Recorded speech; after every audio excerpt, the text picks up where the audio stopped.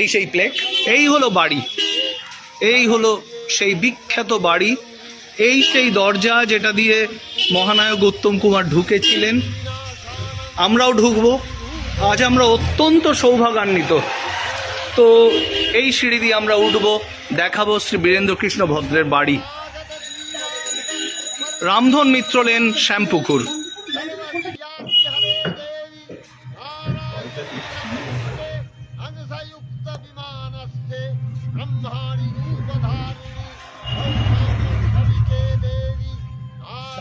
সবাই ছবি তুলো। ত্রিশূল চন্দ্রাহিধরে মহাবৃষভবাহিনী মাহেশ্বরী স্বরূপেণ নারায়ণী নমস্তুতে মহাশক্তিধরে সৌমী রূপসদস্থানে নারায়ণী নমস্তুতে। আমরা ঐতিহাসিক একটা জায়গায় চলে এসেছি। এটা মিউজিয়ামের থেকে কোনো অংশে কম না, এটা বাঙালির সর্বশ্রেষ্ঠ একটা পীঠস্থান। আশ্চর্য, বাঙালি এখনো খুব বেশি জানেনি, বাইরে দিয়ে চলে গেছে। লন্ডন থেকে আমেরিকা, তারা সব জায়গায় মহালয়া এনঅ্যাক্ট করেছে, সব কিছু করেছে, অথচ বংশের মানুষদের তারা অনেকাংশেই চেনে না, বাড়িটা তারা অনেকাংশেই জানে না। আমি ঠিক বলছি না দেবাঞ্জন বাবু? আমি দক্ষিণ কলকাতার অনেক উচ্চ পজিশনের মানুষদের জিজ্ঞেস করেছি যে আচ্ছা বলুন তো কোথায় Ramdhan Mitra lane. They have absolutely no idea, একদম জানেন না। শ্যামপুকুর কোথায় সেটাই ক্লিয়ার নয়। এটাও খুব আশ্চর্যের। তো এই যে হেরিটেজ, এই বাড়িতে মহানায়ক উত্তম কুমার অব্দি এসেছেন, এখনকার সমস্ত নায়করা এসেছেন, কারণ কদিন আগে মহালয়া সিনেমাটা তৈরি হলো, তখন বুমবাদা এসেছিলেন। তো সেই জন্য এই বাড়িটা একটা পীঠস্থান। দেখুন নিচ দিয়ে গাড়ি যাচ্ছে, শ্যামপুকুর স্ট্রিট থেকে একটু গিয়ে বলরাম ঘোষ স্ট্রিট, তারপর রামধন মিত্র লেন, আমরা সেখানে আছি। সবার পরিচয় দিচ্ছি। আপনি শ্রী বীরেন্দ্রকৃষ্ণ ভদ্রের কে হন? মা? পুত্রবধূ। কি নাম? বাহ, দেবাঞ্জন বাবু আপনি তো বিরাট নিউক্লিয়ার সায়েন্টিস্ট আমি জানি, কিন্তু আপনি এই বংশের কে হন?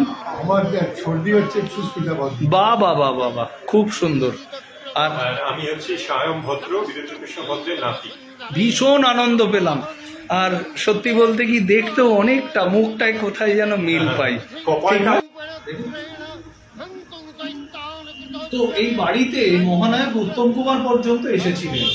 বুঝতে পারছেন তো কি বাঙালির কাছে সেটা কি অদ্ভুত একটা নস্টালজিয়া। একজন মহানায়ক আর একজন মহানায়ক, একজন সিলভার স্ক্রিনের, একজন বেতারের। ওনাকে নিয়ে কোনো স্মৃতিচারণ, ওনাকে নিয়ে কোনো অ্যানেকডোট যদি বলেন আমার খুব আনন্দ হবে। হ্যাঁ, একটা খুব মজার ঘটনা হয়েছিল এখানে আমাদের বাড়িতে। এটা হচ্ছে উত্তম কুমার এসেছিলেন আমাদের বাড়িতে নিজের বড় ছেলে অন্নপ্রাশনে নেমন্তন্ন করতে দাদুকে। তো যখন এসেছিলেন তখন বলে দুপুরবেলা, বাড়ির বেশিরভাগ লোকেরাই সবাই ঘুমোচ্ছিল আর কি। তো নিচ থেকে আমাদের যে কাঠের সিঁড়িটা দিয়ে আপনারা উঠলে, সেই কাঠের সিঁড়িটা একটু নিচে দাঁড়িয়ে উত্তম কুমার ডাকছেন বীরেন্দা বীরেন্দা বলে। তো কেউ সাড়া দেওয়ার মতন নেই, কেন প্রত্যেকেই ঘুমোচ্ছে তখন।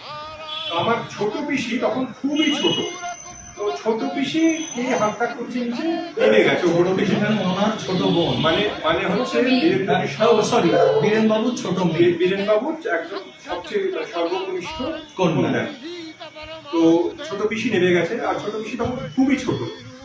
তো দেখেন যে নিচে একজন কোনো খুব সুদর্শন দেখতে একজন দাঁড়িয়ে আছে।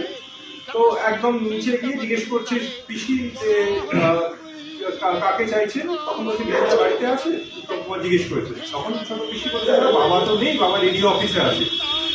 তখন কোনখানটা থেকে ছোট পিসি কার্ডটা দিয়ে বললেন, ছোট পিসি নিচে নেমে গেছেন।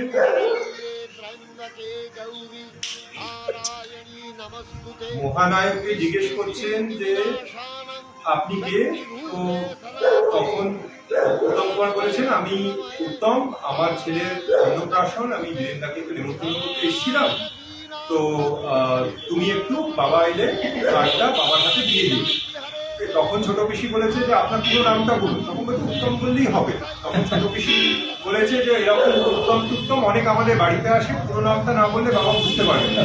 কেন ছোট পিসি তখন এতই ছোট যে উত্তম কুমার যে তখন খ্যাতি বৌদ্ধ ভবনে এবং মানে সিলভার সেটাও বোঝার মানে সেটা তখন বোঝার অবস্থা সেই নেই। সেই আর কি সেই অনুভূতিটাই তখন।